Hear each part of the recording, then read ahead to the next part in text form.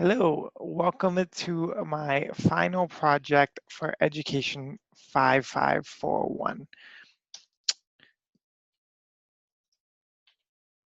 So I'm going to do a quick overview of the conflict for this assignment, and then we're going to go into it a bit more. So an overview. So an employee approaches his supervisor with a new project idea.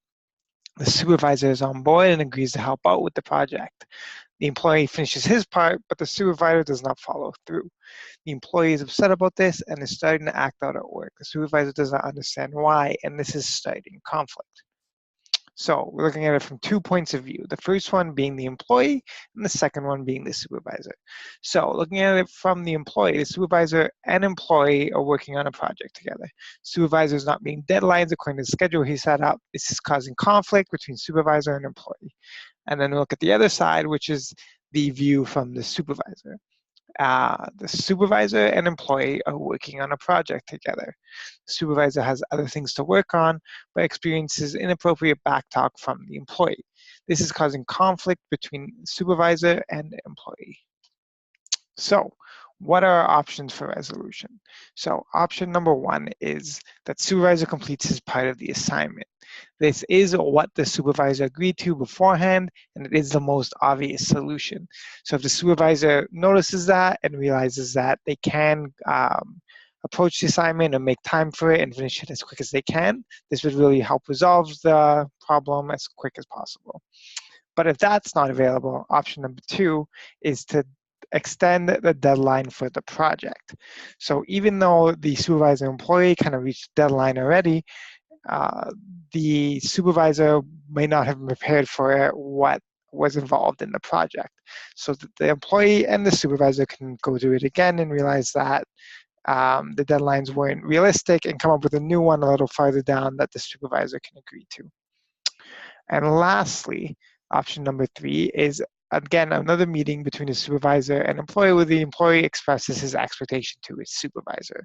So how this would work is the employee expressing that they are acting out just because of the fact that they were really excited about this project. And what they can do is go to option two and extend the deadline or come up with another completely other solution. So if no solution is found, at some point the project will be done. Nor the supervisor nor the employee kind of gave up on the project and they're both trying to work on it, but it is taking a lot longer than they expected. But if it is not done, nothing really changes much in the workplace. The project really had nothing related to do with the current job and the current workplace, so not much kind of changes.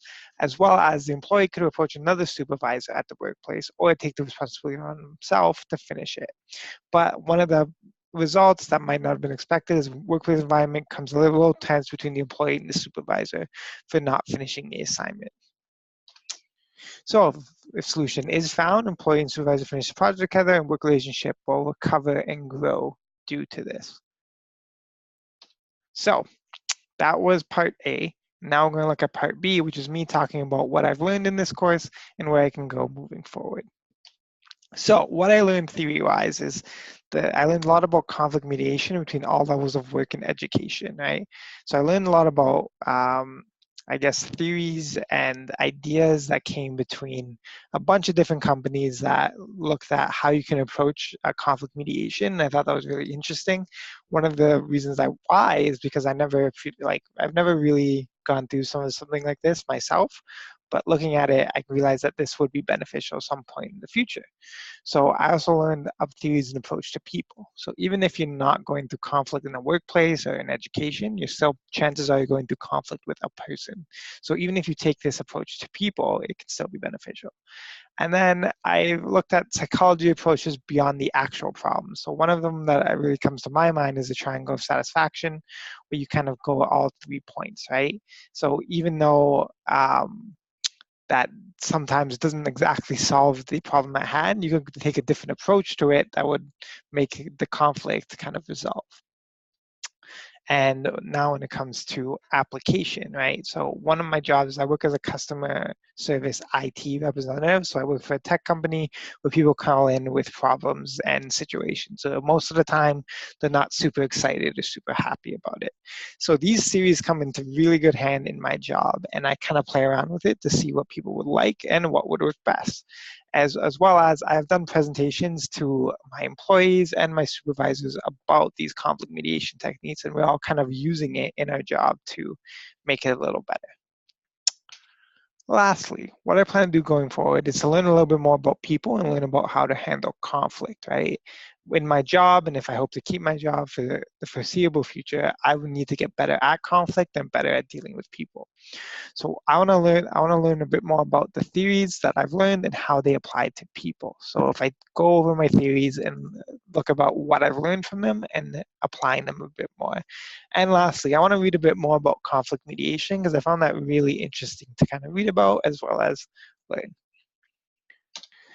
Thank you for watching my presentation, and I'm sorry about the delay in finishing it. Hope you have a good rest of your summer.